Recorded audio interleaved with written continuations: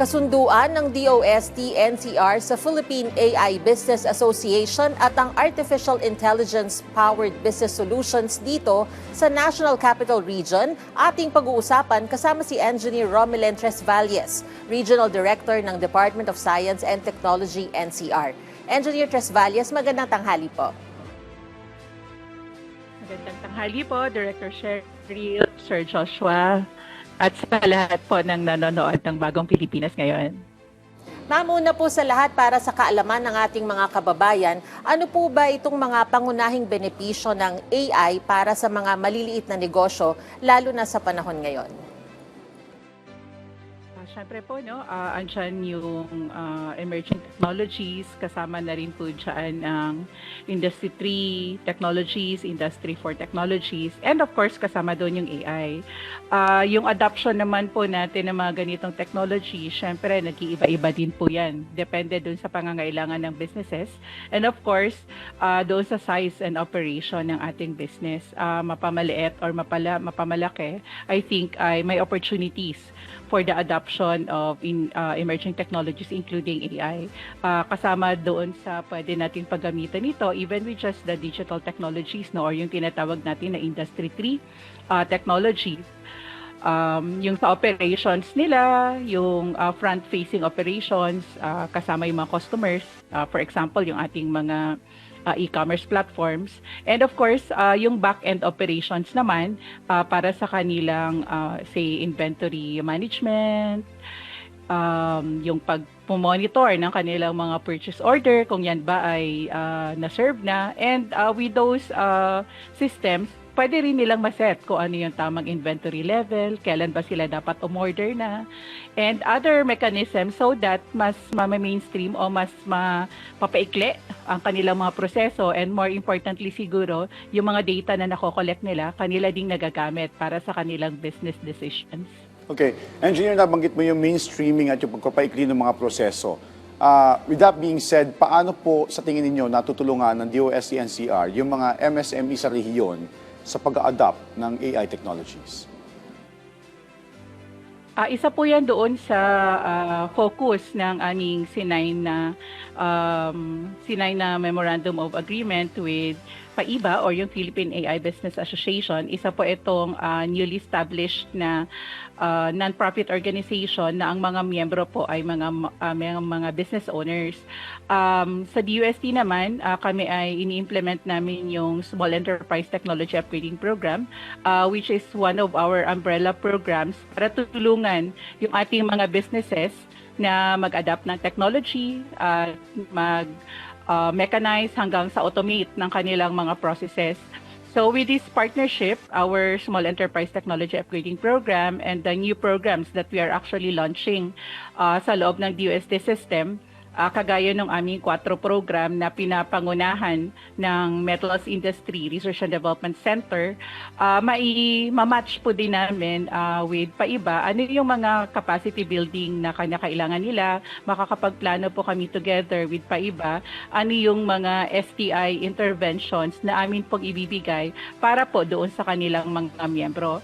Bukod po din dito, isa rin itong namin kung ano din yung mga pangangailangan ng kanilang mga member organizations, yung mga business owners na kasama doon sa kanilang organisasyon, para yung amin ding mga tulong na ibibigay ay naaakma doon sa kanilang pangangailangan, whether yung size nila ay micro pa lang, at depende din doon sa tipo ng kanilang operations, kung sila ba ay nasa manufacturing, kung sila ba ay nasa service, kung ang ginagawa ba nila ay pagkain, o kaya naman ang ginagawa nila ay metal fabrication.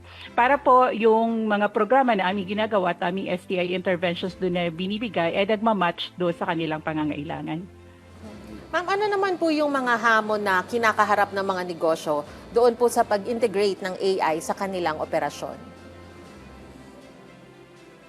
Sa mga maliliit, particularly, ay syempre yung business owners natin na nasa micro.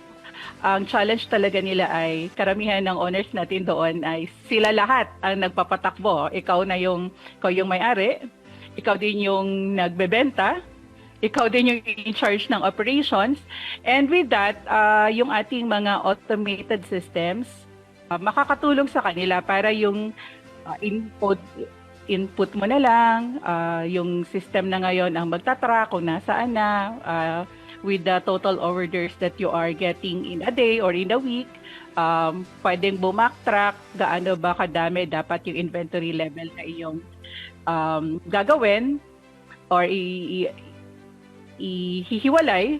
Whereas dati, di ba, pagka handwritten o kaya sa Excel-based, doon walang nakikita yung data. So with some automated systems, ang kailangan mo lang ay head code and let the system do the number crunching for you. However, having said that, syempre, ang mga ito ay magbibigay lamang sa isang business owner ng ideya o magbibigay ng insight. Ang actual na pagbibigay ng mga desisyon ay magagaling pa rin doon sa ating mga business owners.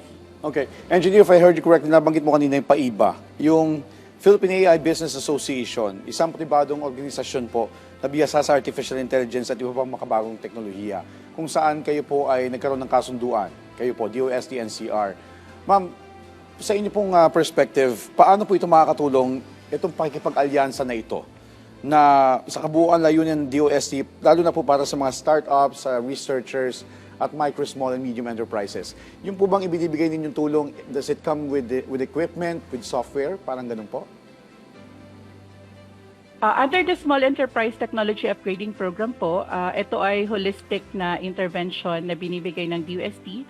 So kasama po dito ang capacity building, kasama dito po ang technical assistance and consultancy services, and kasama po dito yung pagpipitch din namin ng iba-ibang technology na meron sa DOST na pwedeng i-commercialize o dalhin sa merkado ng ating mga Small Enterprise Technology Upgrading Program and partners. And kasama din kung nangangailangan sila ng funding support para po mai-implement itong mga recommendations na ito or itong technologies na ito, ma-adapt nila, magamit nila sa kanilang proseso.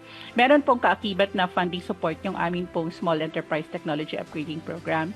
With PAIBA naman, yung PAIBA kasi sabi ko kanina, yung newly established organization sila, yung membership nila iba-iba din. Some are business owners na micro, small, and medium enterprises natin na nagpapatakbo ng sariling businesses nila. And meron sila mga business owners na malalaki na that are actually already using Industry 3, Industry 4, and AI technologies doon sa kanilang operations, and meron ding mga experts na rin doon sa kanilang organization. With this mix ng profile ng organization, and of course with the UST naman, with our objectives and our mandates on ensuring that science, technology, and innovation are mainstream doon sa ating ecosystem natin at doon sa ating mga partner businesses, magkakaroon kami ngayon ng co-development and implementation ng mga training programs, ng mga workshops, mentorship activities even, both doon sa mga members nila and also sa experts na meron din kami sa DOST. Hanggang sa ginanap na ceremonial signing na nagkaroon din po kayo ng learning session tungkol sa impact ng AI sa mga negosyo. Gaano po ma'am kahalaga ang papel ng AI at iba pang digital technologies sa Industry 4.0 o ang Industrial Revolution? Sabi naman natin na andyan na kasi ang Industry and Industry 4. Hindi pwedeng hindi tayo magre-reskill, hindi pwedeng hindi tayo mag-a-adapt kasi all other competitors natin locally and internationally ay ginagamit na itong mga teknolohiya na ito. And hence, kung maipapasok natin sila sa ating mga businesses, yung opportunity to improve yung productivity ng ating mga micro, small, and business enterprises ay nandoon. And we should be able to take advantage na nandito siya. Meron namang use na mayroon namang adoption na sa ating mga micro, small, and medium enterprises. Siguro yung lalim, yun yung nag-iiba-iba, depende doon sa kanilang pangangailangan at depende doon sa kanilang operations. Alright. Engineer, can you also share with us ano-ano po yung mahalagang probisyon ng inyong Memorandum of Understanding sa PAIBA at paano po ito may uugnay sa iba pang programa na meron ng DOST? So kasama po doon sa amin pong gagawin with PAIBA ay needs assessment. Ito ay training assessment, technology needs assessment with the members of PAIBA so that we can devise the appropriate STI ecosystem or STI intervention na amin naman pong pagtutuunan ng pansin. Itong partnership na ito ay avenue din namin para yung isang bagong programa din ng DOST, yung 4 program na pinapangunahan ng Metals Industry Research and Development Center, isa sa mga research and development institutes ng DOST, ay amin ding mailink doon sa aming mga partner micro, small, and medium enterprises. Kung kinakailangan na merong focus training, we can do it in partnership with both our MIRDs or even the Advanced Science and Technology Institute ng DOST through our Small Enterprise Technology Upgrading Program and the Quattro Program. Alam din natin na sometimes yung pag-adapt ng mga bagong technologies, whether that's Industry 3 or Industry 4, ay nangangailangan din ng funding requirements.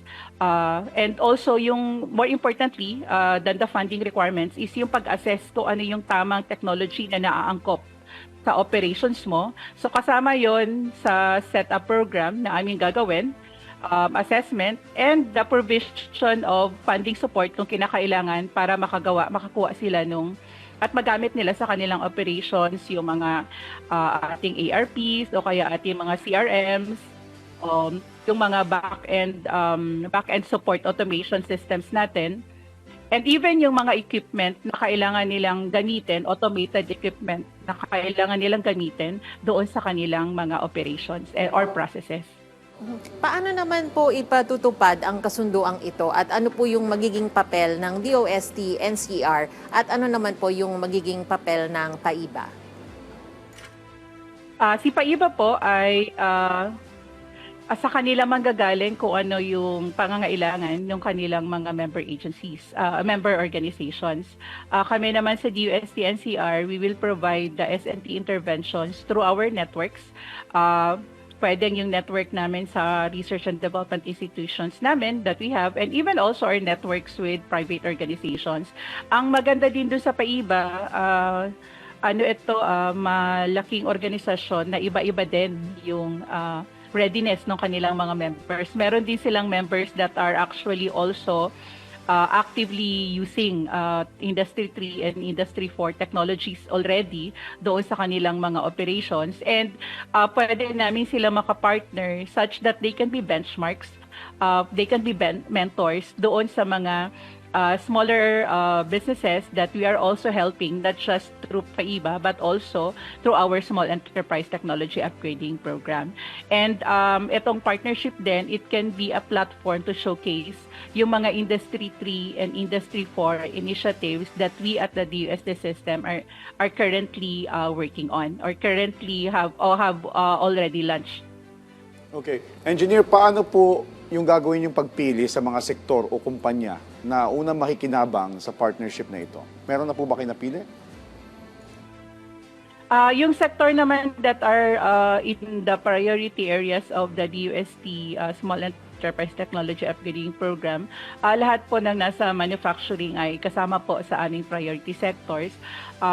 And tinitingnan din namin yung mga nasa service industries that are actually using also technologies in their operations. Kasama din po yun sa magiging priority areas under this collaboration.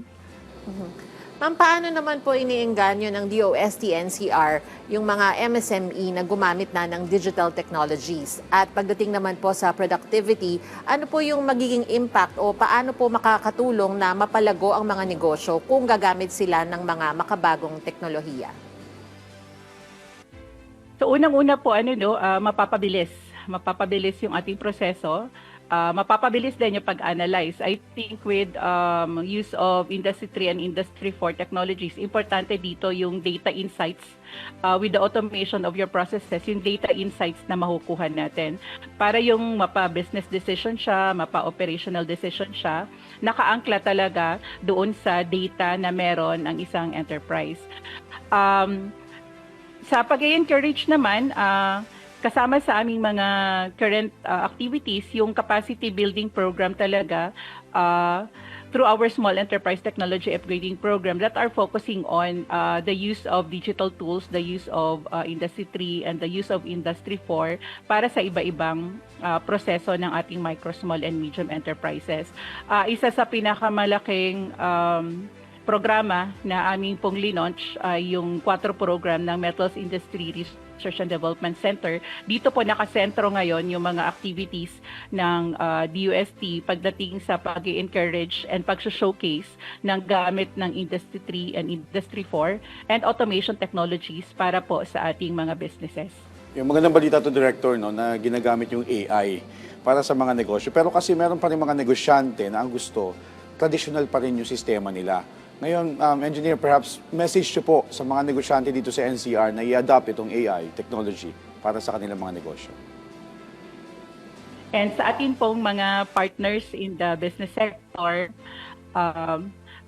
kailangan lamang po nating makita kung ano yung advantages sa pag-a-adapt ng Industry 3 and Industry 4 technologies. And kasama po dito yung pag-mainstream o pag mapapabilis ang ating mga proseso, mapapabilis yung pag-analisa natin ng ating mga data. Kung atin pong agam-agam ay wala naman akong tao to do that, hindi lamang po yung DUST, I think there's a convergence among lahat ng government agencies that can provide this assistance. Si DUST then has also led the launching of and the crafting and the launching of the National AI Strategy kung saan bawat role ng lahat ng ahensya na meron tayo, kasama po natin dito si DTI, kasama po natin dito si TESDA, kasama po natin dito si CHED, kasama natin si DOLE, para mag-converge ng iba-ibang initiatives ng ating pong government agencies in helping our businesses and organizations adapt Industry 3, Industry 4, and AI technologies.